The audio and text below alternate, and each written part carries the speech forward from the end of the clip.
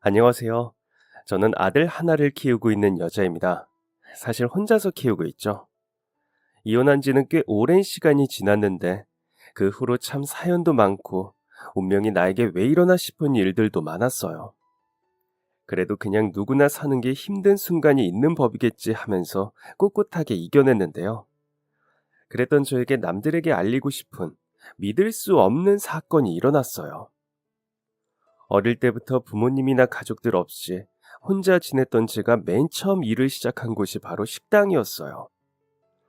여유롭게 학교 다닐 형편도 되지 않고 꼭 공부를 해야 하는 목표도 없었는데 그나마 잘할 수 있는 일이었거든요. 그러다 보니 시간이 꽤 흐른 후에도 이 식당 저 식당을 전전하면서 일을 하게 됐어요.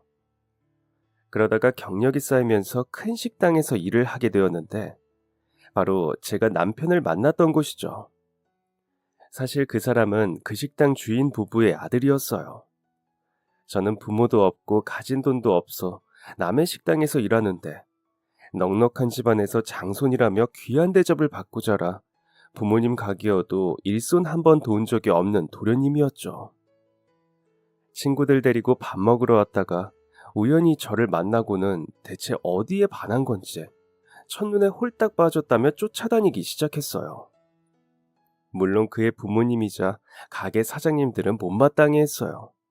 특히 사모님인 그의 어머니가 정말 불쾌하게 생각했어요. 제가 일을 워낙 잘해서 차마 그만두라고 하지는 못했지만 자기 아들이 제 뒤를 쫓아다니는 것을 볼 때마다 당장이라도 쫓아내고 싶은 마음이 컸을 거예요. 그냥 일이나 하면서 빨리 돈을 모아 내 발 뻗고 잘 집이라도 사고 싶은 마음뿐이었는데 하늘의 별도 달도 따다 주겠다 이야기하면서 참 지독히도 쫓아다니더라고요. 사실 속으로는 영 싫은 눈치는 아니었지만 차마 언감생심, 오르지 못할 나무라고 생각해서 일부러 피하던 거였어요. 하지만 나를 이렇게나 계속 쫓아다니다니 내가 가진 배경을 미뤄두고 이 사람을 믿어도 되지 않을까 싶더라고요. 내가 가진 게 아닌 나를 좋아해주는 사람이라는 생각에 마음을 열게 되었어요. 시어머니는 마지막까지 아들에게 선자리를 나가라고 하고 괜찮은 집딸을 소개해주겠다고 했지만 그는 단호했어요. 그리고 꿋꿋한 그의 모습에 결국 모두가 반대하는 결혼을 결심하게 되었어요. 축하보다 시부모님의 한숨이 더 컸던 결혼식이었어요. 결혼 후에도 남편은 직업이 없는 백수였는데 명분은 공무원 시험을 준비한다는 거였죠. 사실은 집안이 워낙 먹고 살만 하다 보니까 시험 핑계로 그냥 놀고 있었다는 걸 결혼 후에 알게 되었어요. 식당은 매출이 꾸준히 나오는 곳이었기 때문에 잘만 관리하면 앞으로도 쭉 망할 걱정은 없는 곳이었어요. 저라도 든든한 부모님과 재산이 있다면 그랬지 않을까 싶네요. 결혼한 지 5년이 되어도 남편은 여전히 공무원 준비를 핑계로 아무것도 하지 않고 있었어요. 그렇다고 식당 사업을 배우려는 것도 아니라 시아버지가 돌아가신 후 어머니는 저에게 의지를 하기 시작했어요. 사업을 운영하는 여러 비법들을 저에게 알려주기 시작했죠. 그리고 무슨 바람이 불었는지 친척분이 소개해준 회사에 남편이 입사를 했어요. 마침내 사람 구실을 하는구나 하고 모두가 안도를 했죠. 결혼 7년 차쯤 드디어 아이가 생겼어요. 장손이라 손주를 오래 기다렸던 집안이기에 정말 경사가 났어요. 그냥 저를 공짜로 일하는 사람 취급하던 어머니도 대를 이었다면서 한우를 팍팍 넣어 손수 미역국을 끓이며 산후조리를 도와주었어요. 남편도 옆에서 지극정성으로 저와 아이를 보살폈어요. 아들이 6살쯤 되었을 때 시어머니가 돌아가셨어요. 그리고 돌아가시면서 가게도 집도 아들에게 물려주고 돌아가셨죠. 공동명의로 하라는 주변 의견도 있었지만 전 솔직히 제 재산이라고 생각하지 않아서 남편 명의로 물려주겠다고 했을 때 별 생각이 없었어요. 남편의 부모님이 한평생을 일해서 모은 재산이었기 때문에 오히려 제가 탐낼 게 아니라고 생각했죠. 그런데 그게 실수였나 봐요. 어머니가 돌아가신 후로 가게는 온전히 제 몫이 되었어요. 남편은 회사 일을 하고 있었으니 가게를 운영하는 건 혼자 할 수밖에 없었어요. 그나마 아이가 이제는 좀 커서 어린이집에 다니고 있어서 다행이었어요. 그런데 어머니가 돌아가시고 1년쯤 지나면서부터 남편의 행동이 영 수상해지기 시작하더라고요. 퇴근하고 항상 원해서 아이를 데려오던 남편이 언제부터인가 자꾸 회사가 바쁘다며 저에게 대신 가달라고 하더군요. 그러더니 어느 날은 어린이집에서 전화가 왔어요. 어머니, 혹시 오고 계세요? 안녕하세요, 선생님. 네? 무슨 말씀이세요? 어? 아버님이 오늘 오지 않으셨는데 어머니께서 오시는 거 아니었나요? 지금 하원할 시간이 한참 지나서 저희도 다 퇴근하려고 준비하고 있었는데 아무도 안 오셔서요. 혹시 얼마나 걸리시나 싶어서 연락드린 건데. 네? 우리 애가 아직도 원에 있어요? 네. 혹시 조금 늦으시나 싶어서 기다리다 연락드린 거예요. 다른 친구들도 다 가고 성민이 혼자 남았어요.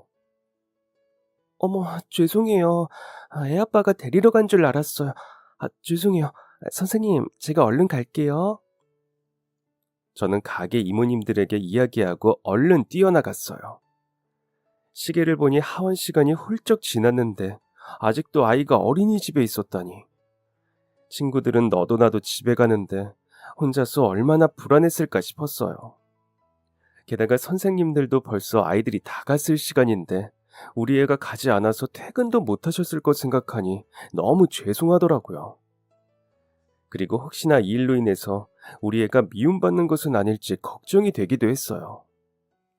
가게에서 차로 30분 정도 걸리는 곳이라 급하게 택시를 타고 달려갔어요. 내리자마자 원에 뛰어들어가서 아이를 데려오면서 너무 죄송하다고 이마가 무릎에 닿을 듯이 사죄를 드렸죠. 주변은 이미 어두우거둑해지고 다른 선생님들도 다 퇴근했는지 아이랑 둘만 남아서 자리를 지키고 계신 선생님을 보니 정말 죄송하다는 이야기 외에는 드릴 말씀이 없더라고요.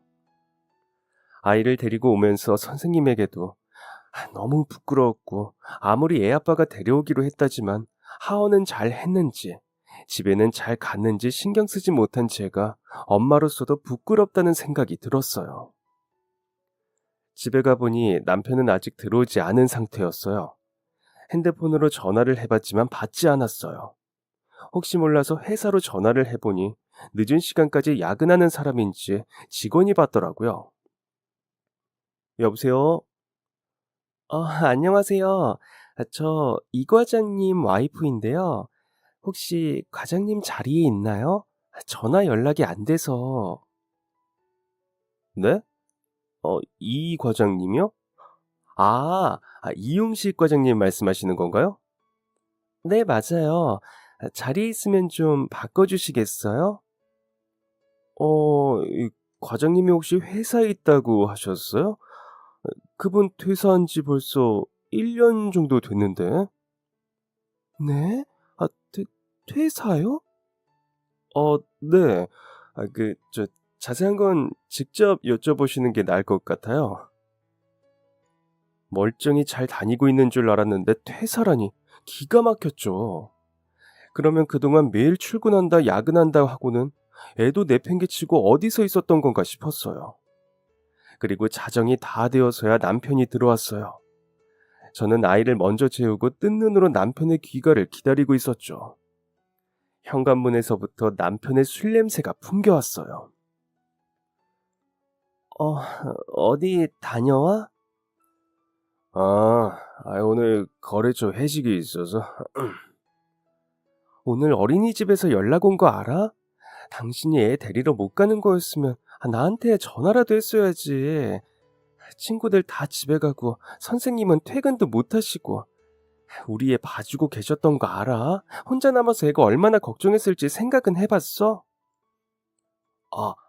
아, 맞다, 맞다, 맞다. 미안, 미안.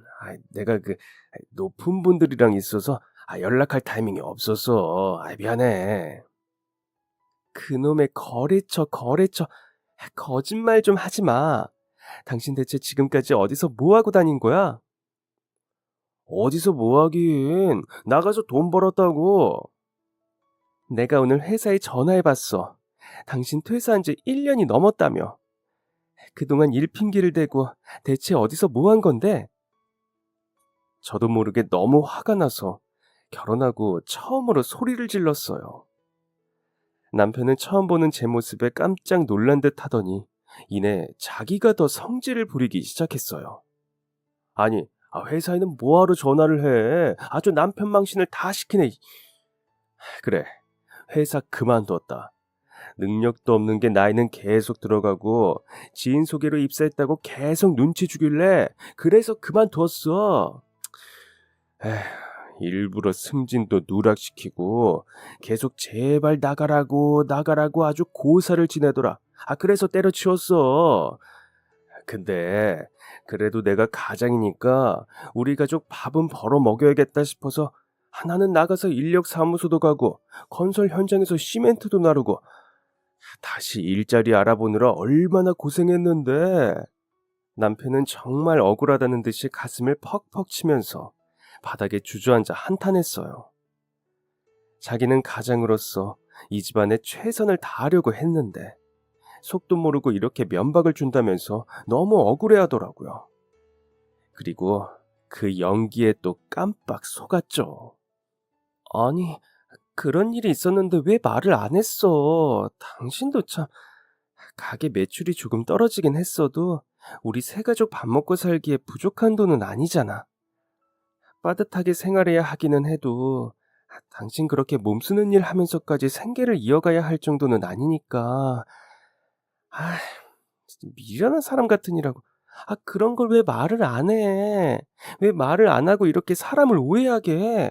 진작 말을 하지. 나 그것도 모르고. 내가 미안해, 여보. 그렇게 사건은 일단락 되는 것 같았어요. 하지만 이대로 끝났다면, 아니, 남편 말이 다 사실이었다면 저희가 이혼할 일도 없었겠죠.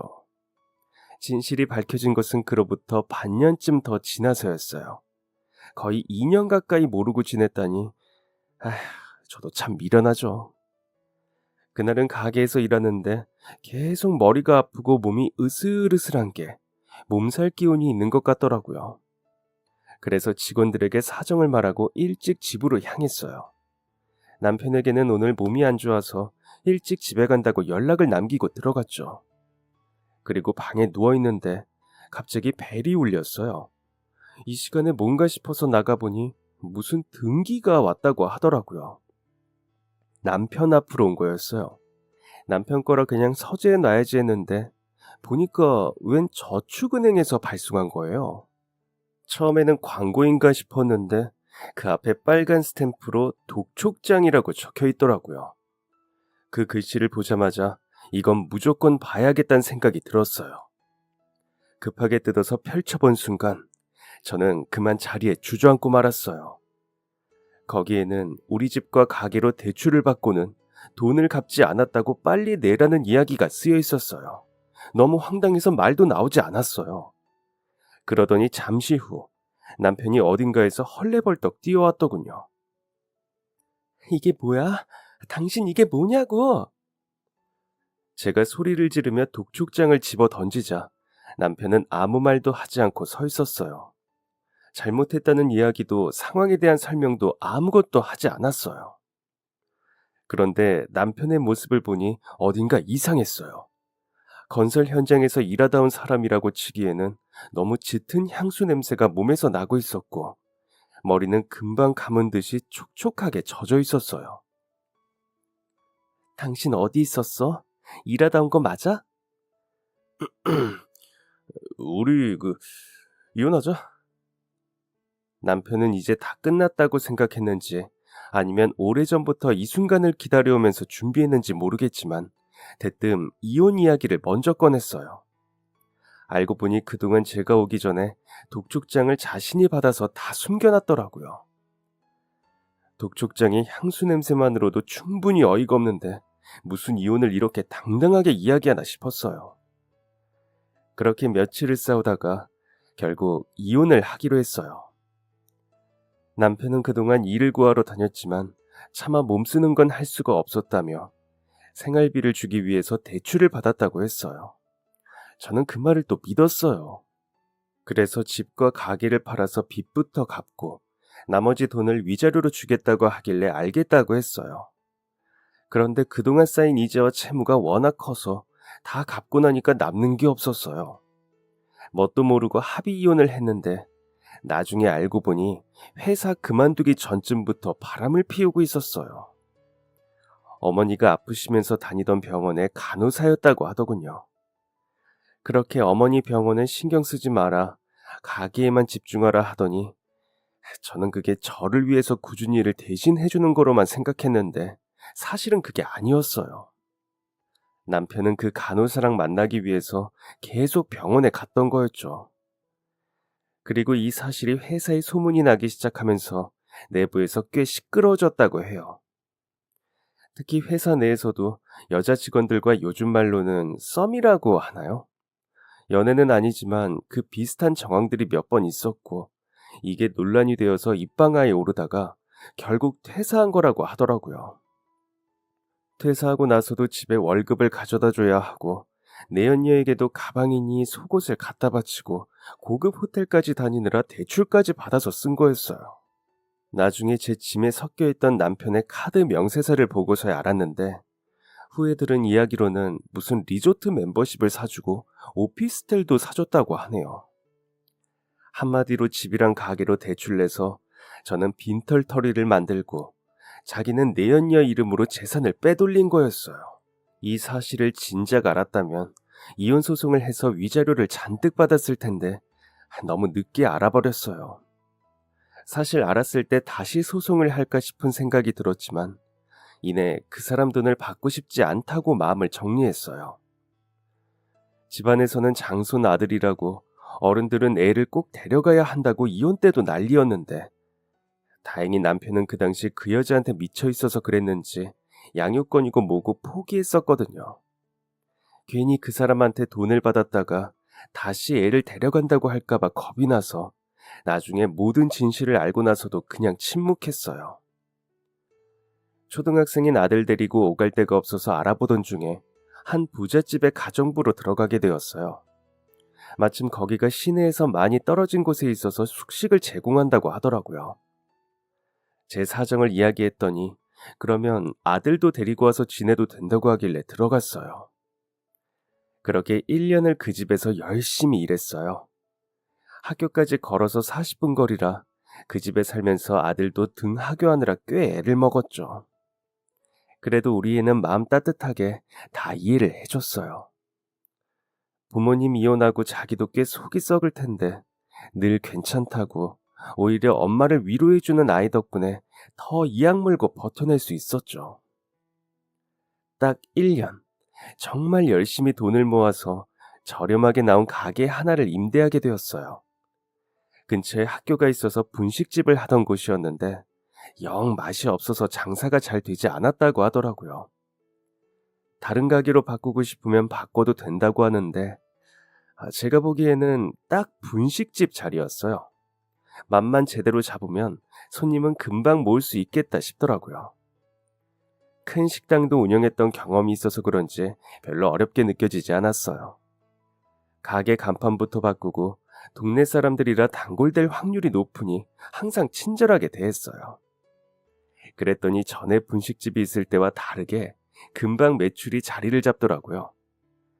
덕분에 아들이랑 단출하게 살 수 있는 전셋집도 구하고 학교 근처에서 편하게 다닐 수 있었어요. 가게에는 주로 꼬마 손님들이 많이 왔어요. 특히 학교가 끝나고 나면 슬러시랑 컵떡볶이 먹으러 우르르 몰려왔죠. 3355 부모님께 받은 용돈을 내미는 녀석들 모습이 얼마나 귀여운지 몰라요. 그리고 우리 아들은 제 엄마 가게라고 올 때마다 늘 뿌듯해하면서 엄마, 제 친구들이니까 많이 주세요 하는데 그럴 때마다 주변에서 부러워하는 눈빛으로 우리 애를 바라보는 모습을 보니 그래도 분식집 하기를 잘했다는 생각이 들더라고요. 그렇게 용돈으로 마음껏 사먹는 친구들도 있지만 한편으로는 그렇지 못한 아이들도 있었어요. 부모님이 길거리에서 음식 사 먹지 말랬다고 못 먹는 애들은 그나마 낫지만 돈이 없어서 부러워하는 표정으로 군침만 삼키는 애들을 볼 때면 마음이 아프더라고요. 그 중에서도 항상 저희 가게 주변을 기웃거리며 누가 봐도 먹고 싶은 표정을 짓는 한 아이가 있었는데, 아, 볼 때마다 마음이 좋지 않았어요. 가까이라도 오면 서비스라도 한 컵 줄 텐데 늘 조금 떨어진 곳에서 기웃거리니 저도 어떻게 할 수가 없더라고요. 그리고 이건 모두 제 추측일 뿐, 자세한 사연을 모르니 괜히 오지랖을 부렸다가 어떤 일이 생길지도 모르고요. 혹시나 알레르기 같은 것 때문에 부모님이 못 먹게 하는 건데 제가 괜히 줬다가 문제가 생길 수도 있죠. 그러던 어느 날 초등학교 선생님들이 오늘 수업 끝나고 교무실에서 분식 파티를 할 거라고 단체 주문을 했어요. 그래서 끝나는 시간에 맞춰서 열심히 음식을 준비하고 있었죠. 저 혼자 하는 거다 보니까 하교하는 학생들이랑 겹쳐서 정신이 없더라고요. 그렇게 한바탕 지나고 나서 예약한 시간이 다가와 분주하게 포장을 마무리하고 있었어요. 한창 정신없이 포장하고 있는데 실수로 튀김 하나가 서서 먹는 곳 쪽으로 떨어졌어요. 미처 잡을 틈도 없이 순식간에 바닥으로 떨어져서 바쁘니까 이따 주워야지 했어요. 그런데 잠깐 고개를 돌린 사이 뭔가 인기척이 느껴지더라고요. 돌아보니 늘 멀리서 기웃거리던 아이가 어느새 가게 앞으로 와서 떨어진 튀김을 주워서는 입에 넣으려고 하고 있었어요. 저는 깜짝 놀라서 저도 모르게 아이고 얘 하면서 소리를 쳤죠. 그러자 아이는 그 자리에서 그대로 얼어붙었어요. 저도 모르게 당황스러워서 소리를 쳤는데 아이에게 겁을 준 것 같아서 그 표정을 보니 너무 미안해지더라고요. 어머, 미안하구나. 놀랐지? 아줌마도 깜짝 놀라서 그만 큰 소리가 나버렸네. 미안해. 어, 아니에요. 죄송해요. 허락도 안 받고 집어먹어서. 그런데 그때 마침 가게 근처를 지나던 아이들 무리가 보였어요. 그 애가 가게 밖에서 튀김 하나를 손에 들고 있는 모습을 보더니 얼굴에 장난기를 가득 머금은 채로 놀리더라고요. 뭐야, 너 떨어진 거 주워 먹는 거야? 땅꺼지냐? 아이는 부끄러워서 고개를 떨어뜨리고 들지 못했어요. 그 모습을 보니 같은 또래의 아이를 가진 엄마 입장에서 마음이 아팠어요. 어휴, 내 정신 좀 봐. 아줌마가 그거 떨어뜨린 건데 주워줬구나. 고마워. 오늘 바빠서 정신없이 일하다 보니까 밖으로 떨어뜨려 버렸네. 일부러 아줌마 도와주려고 주워주다니 정말 고맙다. 여기 네가 주문한 포장 나왔어. 그리고 이건 고마워서 주는 서비스야. 핫도그는 바로 먹어야 맛있으니까 가면서 먹으렴. 저는 아이가 민망할까봐 기지를 발휘했어요.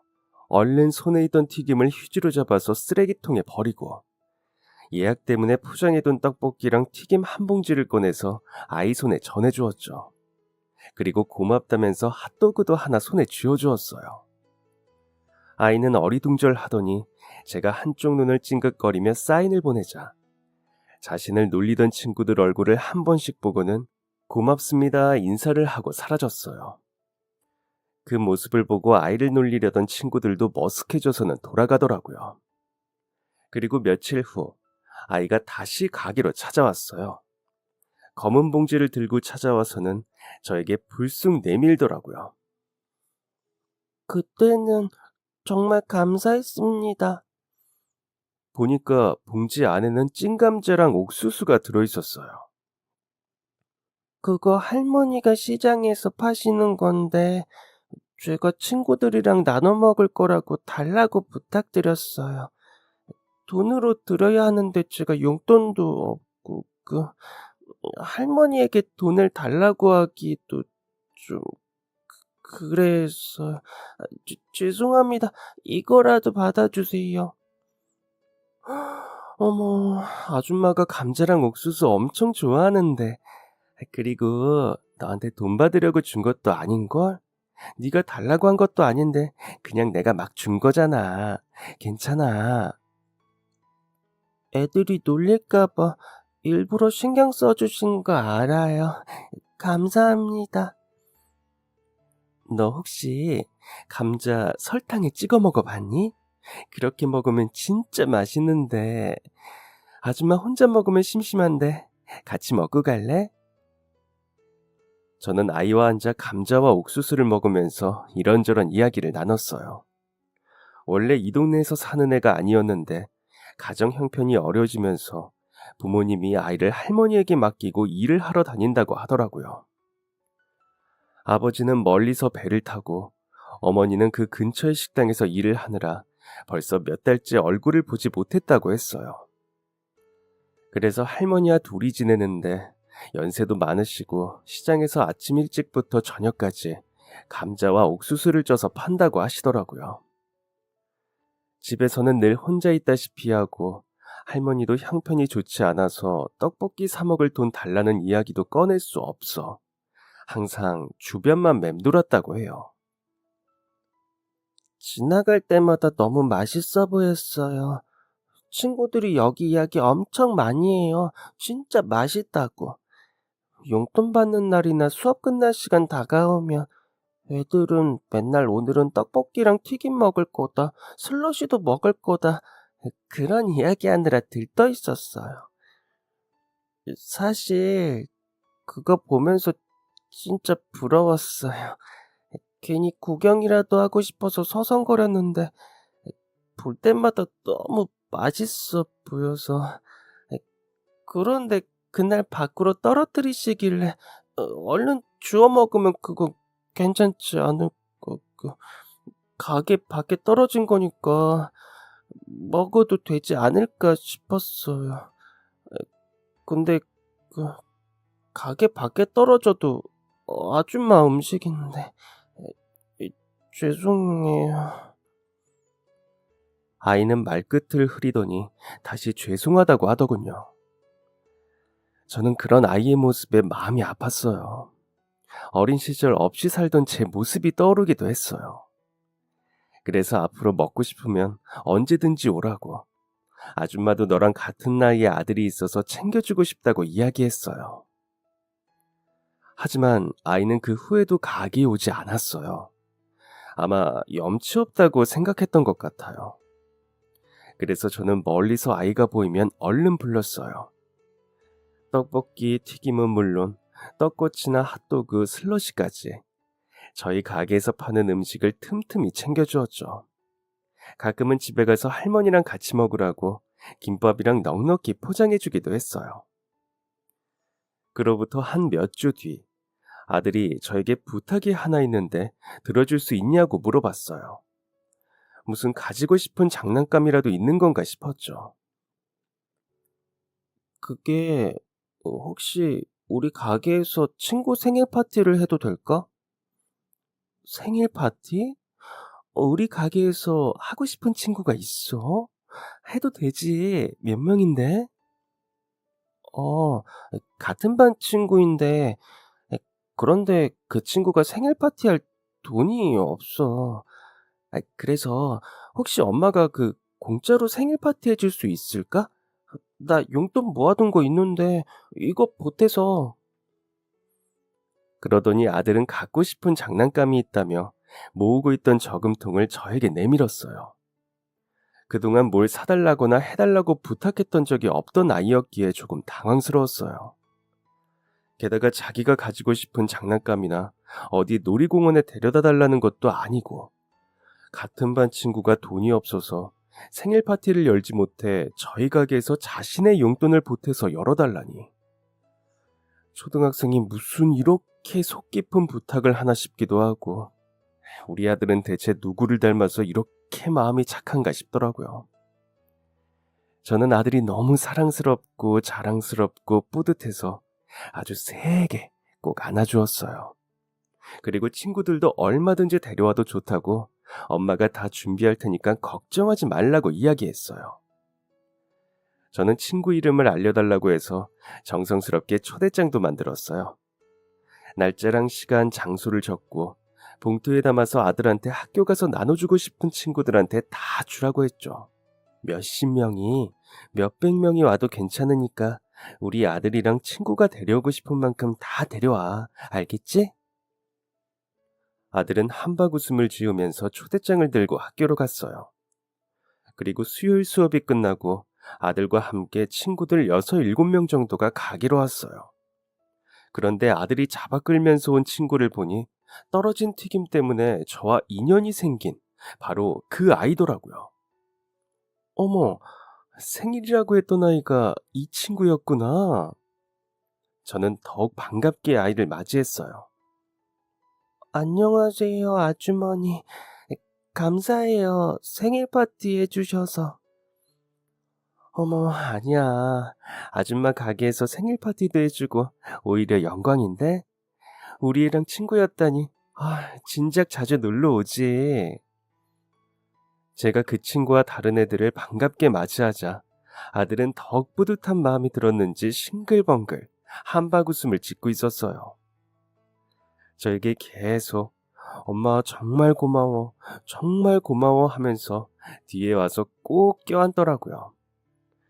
그러더니 자기가 앞장서서 친구들한테 음식도 가져다가 나르고 물이랑 수저도 야무지게 챙겨서 세팅해줬어요. 저는 미리 사둔 생일 케이크를 서프라이즈로 꺼내서 불을 붙여주었고 폭죽도 신나게 터뜨렸어요. 아이들은 다들 신이 나서 왁자지껄 떠들며 즐겁게 놀더라고요. 그리고 무엇보다 생일을 맞은 그 아이가 너무나 행복해 보였어요. 생일인데도 부모님이 일하느라 오지 못했다는 이야기를 나중에 듣고 나니 더더욱 그때의 웃음이 짠하게 느껴졌어요.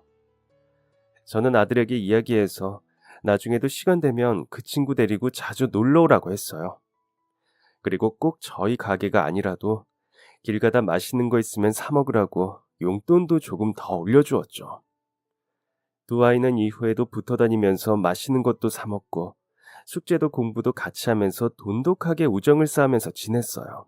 그 친구는 학교에서 공부를 무척 잘한다고 하는데 그래서 우리 아들한테도 많이 알려주더라고요. 중학생이 되어서 둘은 서로 다른 학교에 가게 되었어요.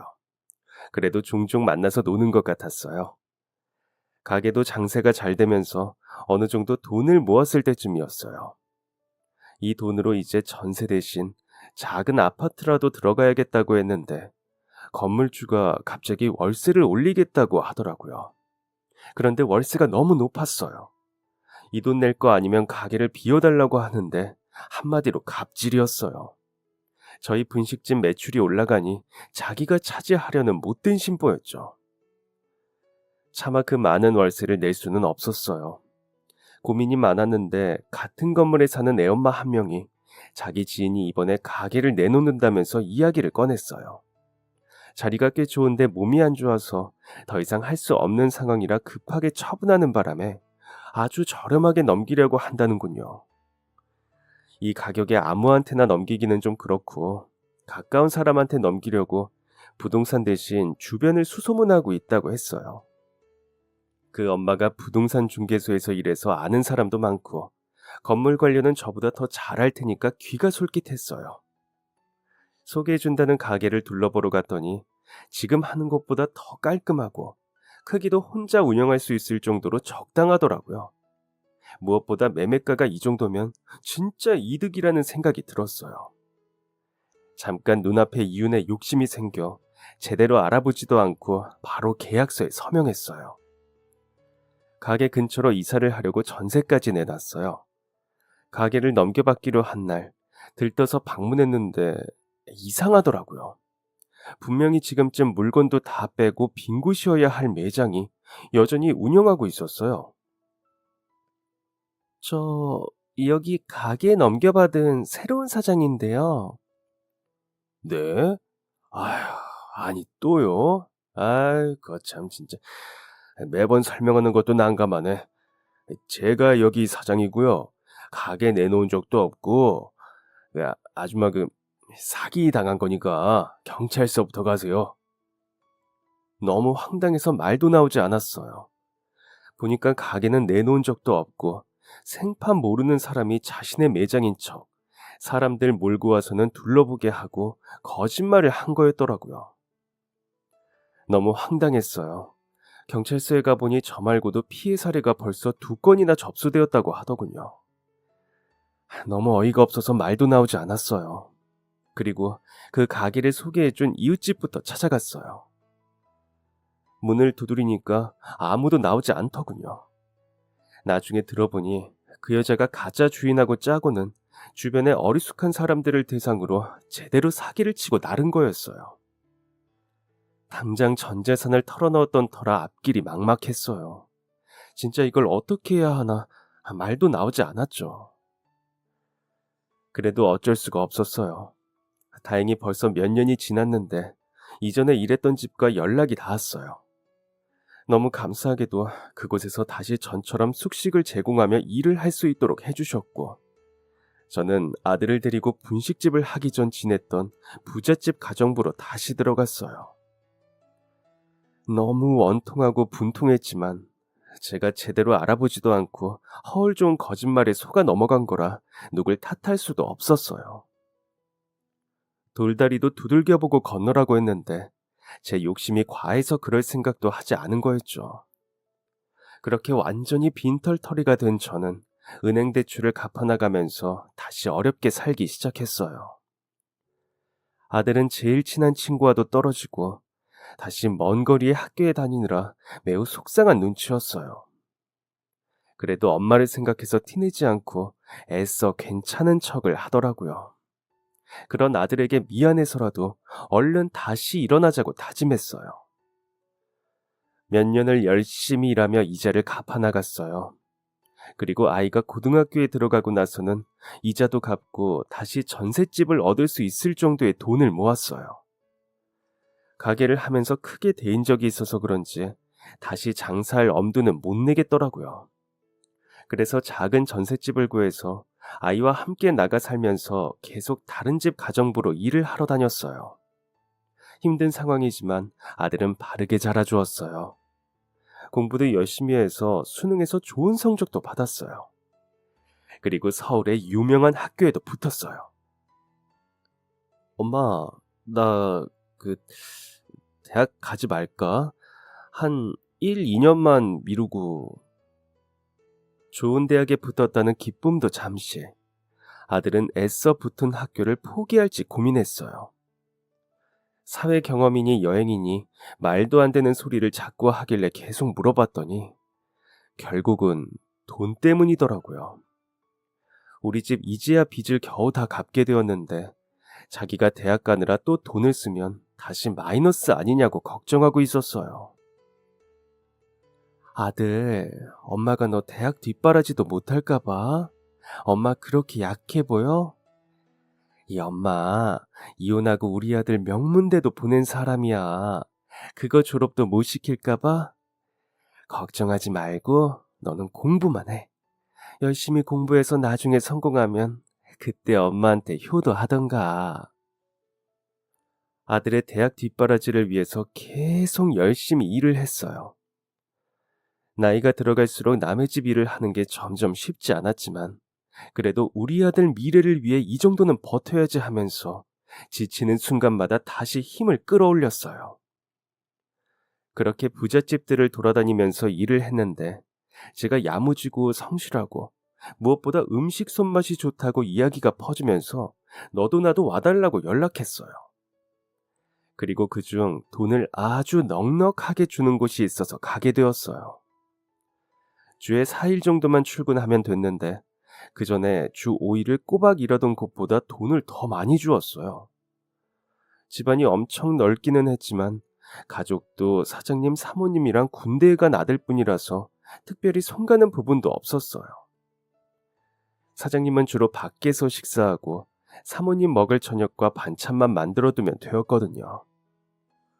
그 집에서 일한 지 3개월쯤 되었을 때 사모님이 혹시 이번 주말 일하는 시간을 바꿔줄 수 있는지 물어봤어요.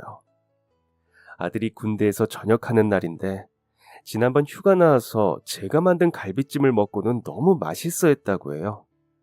그래서 혹시 아들이 전역해서 집에 있는 동안만 출근해서 맛있는 요리들을 해달라고 부탁했어요. 돈을 추가로 더 주겠다면서요. 저야 거절할 이유가 없기 때문에 흔쾌히 승낙했죠.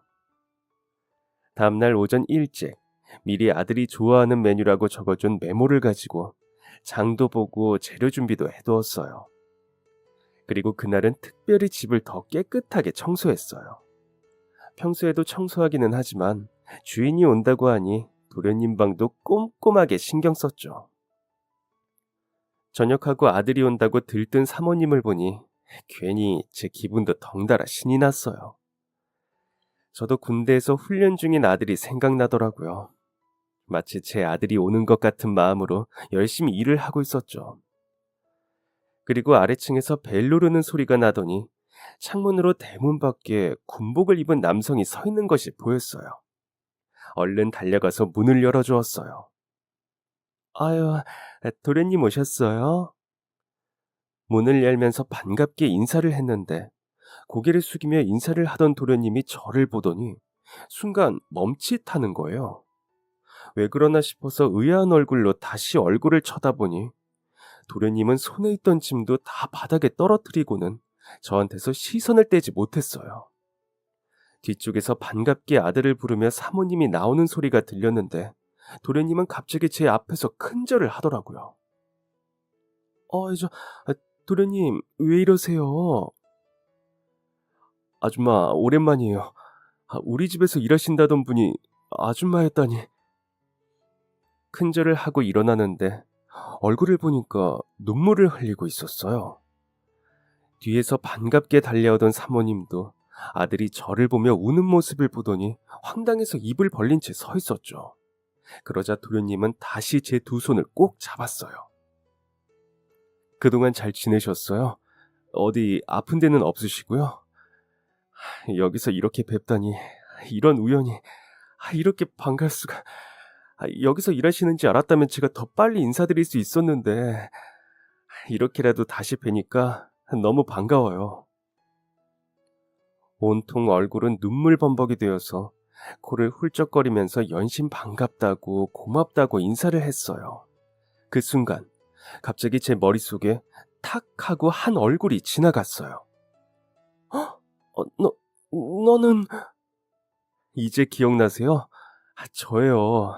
그때는 가게에서 땅에 떨어진 튀김이나 주워 먹고 있어서 그때랑 많이 달라져서 전혀 몰라보겠죠. 얼굴도 멀끔해지고 그때보다 완전 부잣집 도련님 티가 나죠? 도련님은 눈물 콧물이 범벅된 얼굴로 저를 쳐다보면서 웃었어요. 맞아요. 어릴 때 제 아들과 친구였던, 가난해서 떡볶이 사 먹을 돈이 없다며 바닥에 떨어진 튀김을 주워 먹던 그 친구였어요. 초등학생일 때 마지막으로 보고 이렇게 군대에서 전역하는 20대 청년이 되어 다시 만나니 몰라보겠더라고요. 그리고 농담처럼 말했지만 이렇게 부잣집 도련님이 되었을 거라고는 상상도 하지 못했어요. 도련님은 그제야 마음이 좀 진정이 되었는지 짐을 다시 들어올리고 저랑 자신의 어머니를 양쪽에 팔짱을 끼고는 집으로 들어갔어요. 그리고 여전히 이 상황을 잘 알지 못하는 어머니를 자리에 앉히고 어리둥절해하는 사모님에게 저희의 인연을 설명해드렸어요. 예전에 엄마 아빠가 타지 가서 일하느라 나랑 떨어져 살 때 기억나? 그때 할머니 집에서 지내면서 내가 돈이 너무 없어서 맨날 아줌마가 하는 분식집을 기웃거렸어. 친한 친구 엄마였는데 그래도 차마 거기 가서 공짜로 뭐 좀 달라는 소리를 못 하겠는 거야. 떡볶이랑 튀김은 너무 먹고 싶지. 돈은 없지. 그렇다고 철면피 스타일도 아닌 터라 맨날 가게 근처를 기웃거리기만 했는데 아줌마가 내 사정을 알고는 그 후로 나만 보면 떡볶이에 튀김에 순대 김밥 등등 먹을 거를 잔뜩 챙겨줬어. 집에 가서 할머니랑 먹으라고 음식을 바리바리 싸주고, 그때 당시 친한 친구였던 아줌마 아들은 내가 돈 없어서 다른 애들한테 은근히 소외당하고 생일 파티도 못 여는 걸 알고는 자기 엄마한테 부탁해서 가게에서 반 아이들을 다 불러 모아서 내 생일을 축하해줬어. 그때 그게 정말 눈물 나게 고마웠었어. 친구들 사이에서 그런 게 꽤 중요한 문제였었거든. 누구는 생일이라서 피자를 산다. 그러고 뭐 햄버거를 쏘고 그러는데 나는 집에 가도 같이 축하해 줄 사람이 없었으니까. 할머니도 새벽부터 나가서 장사하느라 바쁘시고 엄마 아빠도 바빠서 집에 와보지도 못하고. 근데 그 친구랑 어머님인 여기 아줌마 덕분에 애들 앞에서 기도 살고 정말 행복한 하루를 보낼 수 있었어. 정말 고마워서 꼭 다시 찾아뵙고 인사드리고 싶었는데 친구랑 연락도 끊기고 어느 날 갔더니 가게도 없어졌더라고요. 다시 만날 수 있다면 그때 너무 감사했다고, 제 어린 시절 덕분에 행복했다고 꼭 인사드리고 싶었어요. 다시 한번 너무 감사해요. 정말 정말 감사했습니다. 그런 사연이 있었어요? 아이고, 전혀 몰랐네. 얘가 우리 걱정할까봐 그 시절에는 항상 친구들이랑 잘 지낸다고 자기 걱정 말라고 늘 그랬거든요. 생일에도 할머니가 용돈 주셔서 친구들이랑 맛있는 거 사 먹었다고.